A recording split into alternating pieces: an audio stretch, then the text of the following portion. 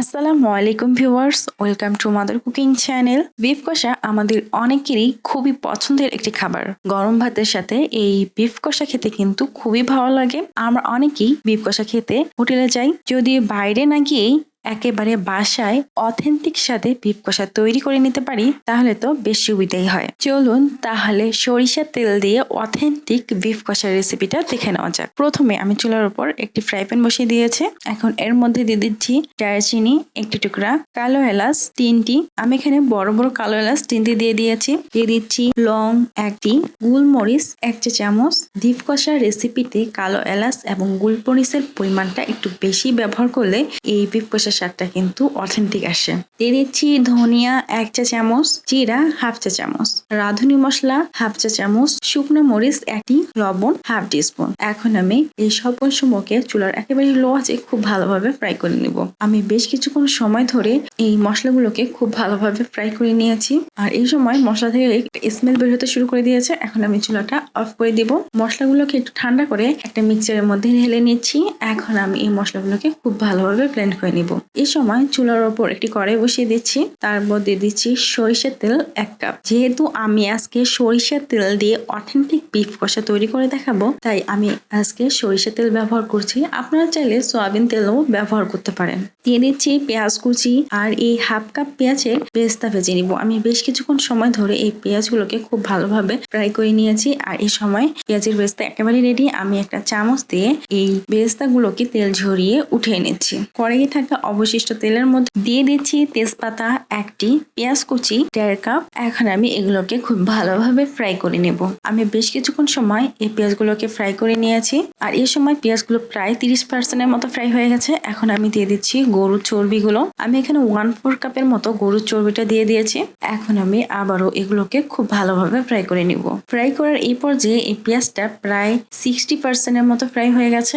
এখন আমি এর মধ্যে দিয়ে দিচ্ছি চিনি 1 টেবিল চামচ। আর এই সময় চিনিটা দেওয়ার কারণে চিনিটা ক্যারামেল হয়ে পেঁয়াজের মধ্যে খুব সুন্দর একটা কালার আসবে। আর দিয়ে দিচ্ছি লবণ খুবই সামান্য পরিমাণে। এতে করে লবণটা দেওয়ার কারণে পেঁয়াজটা তুলনামূলক তাড়াতাড়ি কুক হয়ে যাবে। এখন আমি এগুলোকে অনবরত নাড়িয়ে নাড়িয়ে ফ্রাই করে নিচ্ছি। ফ্রাই করার এই পর্যায়ে এই পেঁয়াজটা প্রায় 80% মতো ফ্রাই হয়ে গেছে। এই পর্যায়ে আমি দিয়ে দিব আদা ও রসুন থেতলানো 1 টেবিল চামচ। এখন আমি আদা ও রসুনের কাঁচা গন্ধ চলে যাওয়া পর্যন্ত এগুলোকে ফ্রাই করে নিব। আমি বেশ কিছুক্ষণ সময় এগুলোকে ফ্রাই করে নিয়েছি। আর এই সময় আদা ও রসুনের কাঁচা গন্ধ প্রায় চলে গিয়েছে এবং পেঁয়াজের মধ্যে দেখুন খুবই সুন্দর একটা কালার চলে এসেছে। আর পেঁয়াজটাকে কিন্তু এরকম হালকা ব্রাউন করে ভেজে নিতে হবে, খুব বেশি গাঢ় ব্রাউন করে ভাজতে যাবেন না, এতে করে কিন্তু গরু গোশ কষার স্বাদটা কিন্তু তেতো হয়ে যাবে। তাই আমি এরকম হালকা ব্রাউন করে পেঁয়াজটাকে ভেজে নিয়েছি। এই পর্যায়ে আমি দিয়ে দিচ্ছি গরু গোশ 1.5 কেজি, দিয়ে দিচ্ছি পেঁয়াজ কুচি 1 কাপ। এখন আমি এগুলোকে অনবরত কষিয়ে কষিয়ে রান্না করব। চুলার মধ্যে গরু গোশ আর পেঁয়াজ দেওয়ার পরপরই কিন্তু গরু গোশ আর পেঁয়াজ থেকে কিছুটা পানি ছাড়তে শুরু করে দিয়েছে। এখন আমি অনবরত কষিয়ে কষিয়ে এই গরু গোশটাকে রান্না করব। আর এর মধ্যে থেকে যে পানিটা বের হয়েছে তা কিন্তু শুকিয়ে নিব। আমি বেশ কিছুক্ষণ সময় ধরে এই গরু গোশটাকে অনবরত কষিয়ে কষিয়ে রান্না করেছি। এই সময় গরু গোশের মধ্যে যে পানিটা বের হয়েছিল তা কিন্তু একেবারে শুকিয়ে গেছে। এখন আমি এর মধ্যে দিয়ে দিব আদা ও রসুন বাটা 2 চা চামচ। তারপর আমি আরো 4 থেকে 5 মিনিটের মতো সময় এই গোশটাকে অনবরত কষিয়ে কষিয়ে রান্না করব। এই পর্যায়ে গরু গোশের মধ্যে থেকে খুব সুন্দর একটা স্মেল পাওয়া যাচ্ছে এবং এর যে পেঁয়াজটা দিয়েছিলাম সেটাও কিন্তু খুব ভালোভাবে কুক হয়ে গেছে। এই পর্যায়ে আমি দিয়ে দিব হলুদের গুঁড়া 1/2 টেবিল চামচ, মরিচের গুঁড়া 1 টেবিল চামচ, লবণ পরিমাণ মতো। আর আমি যে মশলাটা প্রথমে গুঁড়া করে রেখেছিলাম সেই মশলাটা দিয়ে দিচ্ছি 1 টেবিল চামচ। এখন আমি এই গোশগুলোকে খুব ভালোভাবে নাড়িয়ে দেওয়া হয়ে গেলে আমি কড়াইয়ের ঢাকনা লাগিয়ে দিচ্ছি এবং চুলার আঁচটাকে মিডিয়াম লো করে 4 থেকে 5 মিনিটের মতো সময় এই গরু গোশটাকে রান্না করে নিচ্ছি। ফিরে এলাম প্রায় 4 থেকে 5 মিনিট পর। এই সময় আমি দিয়ে দিচ্ছি আরো 1 টেবিল চামচ মরিচের গুঁড়া। তারপর এই গরু গোশটাকে খুবই ভালোভাবে কষিয়ে নিচ্ছি।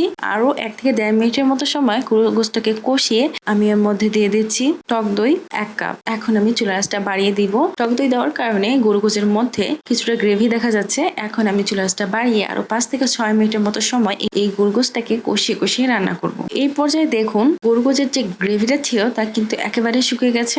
এখন আমি এই গরুগোশটা খুব ভালোভাবে সিদ্ধ করে নেওয়ার জন্য দিয়ে দিচ্ছি পানি 1 কাপ। আমি এখানে ফুটন্ত গরম পানি ব্যবহার করেছি 1 কাপ। তারপর এই গোশটাকে আরেকটু ভালোভাবে নাড়িয়ে দিয়ে আমি কড়াইয়ের ঢাকনা লাগিয়ে দিচ্ছি। কড়াইয়ের ঢাকনা লাগানোর পর আমি চুলার মিডিয়াম লো আছে এই গোশটাকে রান্না করে নিব। এই সময় কিন্তু চুলার আঁচটা খুব বেশি রাখবেন না, চুলার আঁচটা কম রেখে একটু সময় নিয়ে এই গোশটাকে আমি খুব ভালোভাবে সিদ্ধ করে নিব। আর এই সময় যদি আপনারা চুলার আঁচটা বেশি রাখেন তাহলে কিন্তু এর পানিটা তাড়াতাড়ি শুকিয়ে যাবে আর গরুর গোশটাও কিন্তু খুব ভালোভাবে সিদ্ধ হবে না। ফিরে এলাম 25 থেকে 30 মিনিট পর। এই সময় আমার গরুর গোশটা কিন্তু খুবই ভালোভাবে কুক হয়ে গেছে। এর মধ্যে হালকা গ্রেভি দেখা যাচ্ছে। আমি এই গ্রেভিটাকে যেহেতু বিফ কষা রান্না করছি তাই এটাকে আর একটু কষিয়ে কষিয়ে শুকিয়ে নিতে হবে। এই পর্যায়ে এই বিফ কষাটার উপর এইভাবে তেল ভেসে উঠেছে। এখন আমি এর মধ্যে দিয়ে দিব মশলার গুঁড়া। আমি প্রথমে যে মশলাটা গুঁড়ো করে রেখেছিলাম সেই মশলার গুঁড়া দিয়ে দিচ্ছি 1 চা চামচ। তারপর এটাকে খুবই ভালোভাবে নাড়িয়ে দিচ্ছি। প্রায় 1 মিনিটের মতো সময় চুলার উপরে রেখে তারপর চুলাটা অফ করে দিচ্ছি। তৈরি হয়ে গেছে খুবই মজাদার বিফ কষা। আর এই বিফ কষাটা দিয়ে গরম ভাত খেতে কিন্তু ভীষণ মজা। প্রিয় দর্শক, এই ছিল আমাদের আজকের রেসিপি। মাদার কুকিং চ্যানেলের এক্সাইটিং রেসিপি নিয়ে আপনাদের সামনে আবার উপস্থিত হব। ভিউয়ার্স, আপনাদের সকলকে অনেক অনেক ধন্যবাদ জানাচ্ছি পুরোটা সময় আমাদের সাথে থাকার জন্য। আমি উইশ করব আপনারা সবাই ভালো থাকবেন, সুস্থ থাকবেন এবং মাদার কুকিং চ্যানেলের সাথে থাকবেন। এই চ্যানেলে নতুন হয়ে থাকলে চ্যানেলটি সাবস্ক্রাইব করুন এবং ভালো লাগলে লাইক, কমেন্ট ও শেয়ার করুন। ধন্যবাদ।